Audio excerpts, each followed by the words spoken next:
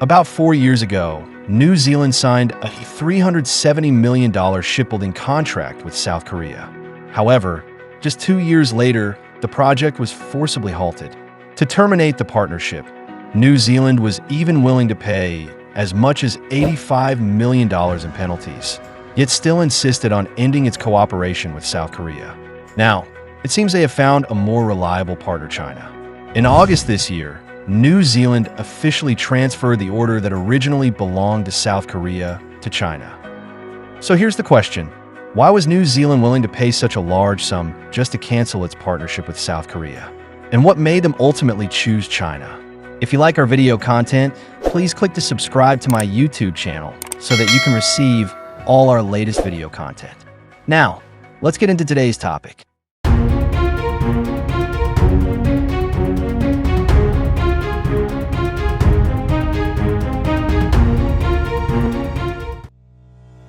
Around 85 million years ago, due to tectonic stretching, the Gondwana supercontinent where New Zealand was located began to break apart. Although the continent had already started to fracture, the section that would become New Zealand was still one continuous landmass. It wasn't until about 1 million years ago that, as the crust kept subsiding and sea levels fluctuated, the central lowlands that once connected the North and South Islands were submerged by seawater, gradually forming what we now know as the Cook Strait. This strait has existed ever since, dividing New Zealand into two main islands, the North Island and the South Island. For centuries, transportation between the two islands has relied solely on ferries. You might wonder, why doesn't New Zealand build a bridge or an undersea tunnel to connect them? As far as I know, parts of the Cook Strait are more than 3,000 meters deep, with an average depth of about 128 meters. Building a bridge under such conditions would be extremely challenging and, of course, extremely expensive. And although the shallowest sections are about 220 meters deep, making an undersea tunnel theoretically possible, the problem lies in New Zealand's unstable geology. The country sits right on the boundary between the Indo-Australian and Pacific plates, one of the most active seismic zones in the world. Every year, it experiences around 20,000 earthquakes, more than 250 of which are strong enough to be felt. The Cook Strait happens to sit right where the Tasman Sea meets the Pacific Ocean. The tides from these two bodies of water collide here, creating huge tidal differences. As seawater rushes back and forth through the narrow strait, it forms one of the most turbulent and unpredictable ocean currents in the world. So, from the perspectives of technical difficulty, safety risk, and economic cost, building a bridge or a tunnel is simply unrealistic. By comparison, using ferries is far safer and more cost-effective. Moreover, New Zealand's total population is just over 5 million, and more than 75% of them live on the North Island. The North Island is the country's political and economic center, where most of the industry and commerce are concentrated. The South Island, on the other hand, focuses mainly on tourism and agriculture. Because travel between the two islands isn't very frequent, ferries and small aircraft are generally enough to meet current demand. However, the issue now is that the 3 ferries operated by Kiwa Rail are all quite old. The oldest dates back to 1988, and the fleet's average age is a staggering 31 years. The equipment is outdated, breakdowns are common, and service suspensions have become the norm.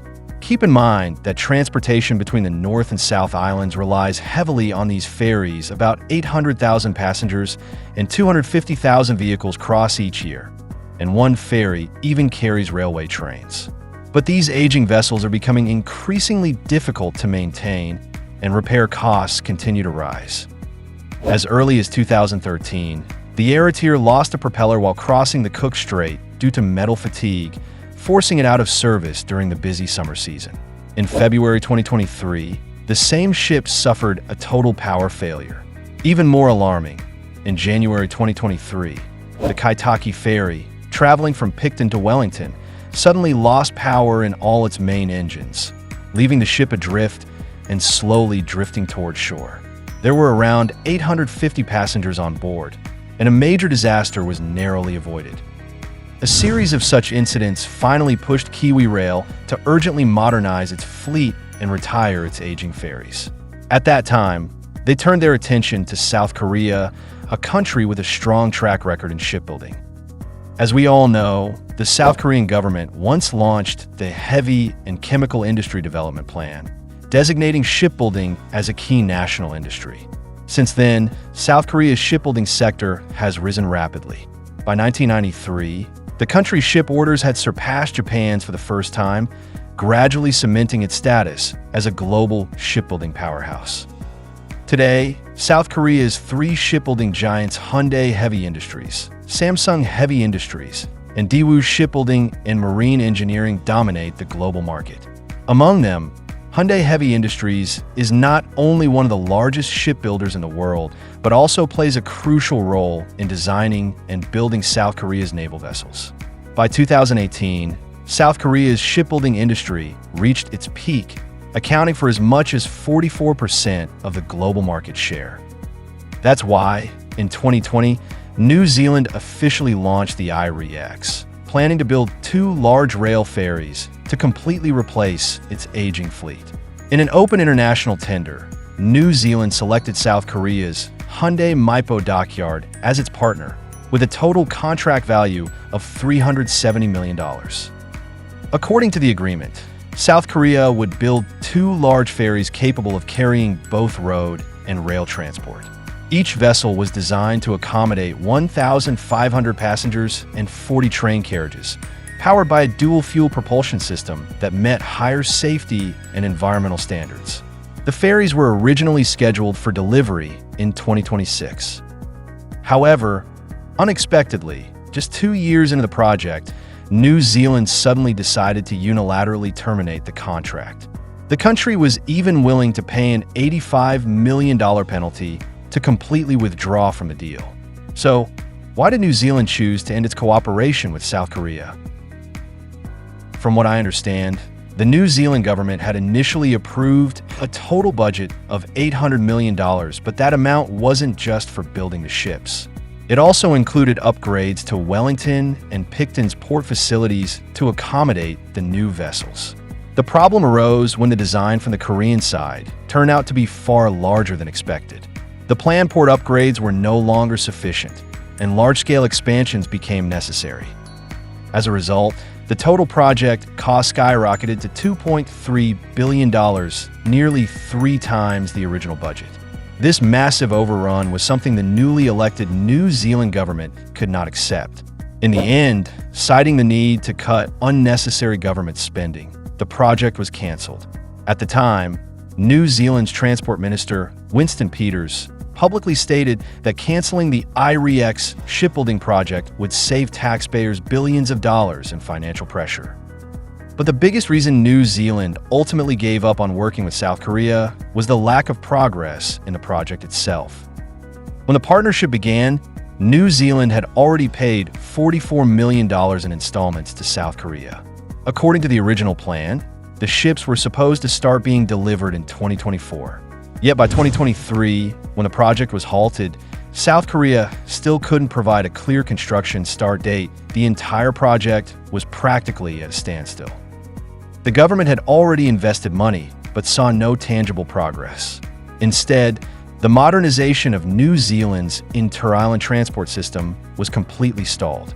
This spending money without seeing results situation naturally frustrated the new government, which ultimately decided to cancel the $370 million shipbuilding contract.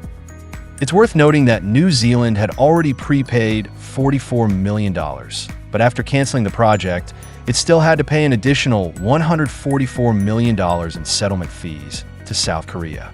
In other words, the total cost of this failed partnership reached nearly $200 million without New Zealand even getting a glimpse of a single ship. However, the ferry connection between the North and South Islands is a vital part of New Zealand's transport network, and breakdowns of the aging ferries have become increasingly frequent. In fact, just this July, another ferry malfunction sparked nationwide concern. So New Zealand still had to find a way to build new vessels. That's when they turned to a more reliable partner, China. In August this year, The New Zealand government officially announced that the 2 large ferry orders will be transferred to China. Although the exact contract amount is still under negotiation, New Zealand has set a target delivery date of 2029. Many might wonder, why did New Zealand so decisively choose to cooperate with China? What many people may not know is that China has been the world's #1 shipbuilding nation for 13 consecutive years. In just the first half of 2025, China accounted for over 47% of the global totals in key metrics, such as completed shipbuilding and new orders, and its share of new orders alone reached an impressive 64%. Moreover, China's ship design capabilities have become increasingly advanced and efficient. Many of the new vessels are designed to be under 200 meters in length, which means ports require only minor upgrades to accommodate them.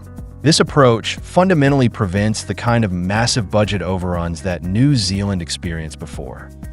Starting in 2010, China surpassed South Korea for the first time in all 3 major shipbuilding indicators, officially entering the ranks of the world's top shipbuilding nations.